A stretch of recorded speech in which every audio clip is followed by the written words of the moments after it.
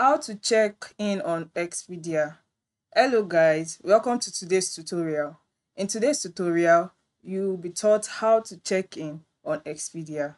The first thing to do is to open your Expedia app on your mobile phone. Then, after launching your mobile app on your after launching the Expedia app on your mobile phone, you check the lower part of your screen where we have home, search, trips, and so on. Then you click on trips, then you click on find your booking. Okay. Then your itinerary number must have been sent to your Gmail account. Then you try inputting your itinerary number. After doing that, you click on continue. It's that simple. Thank you.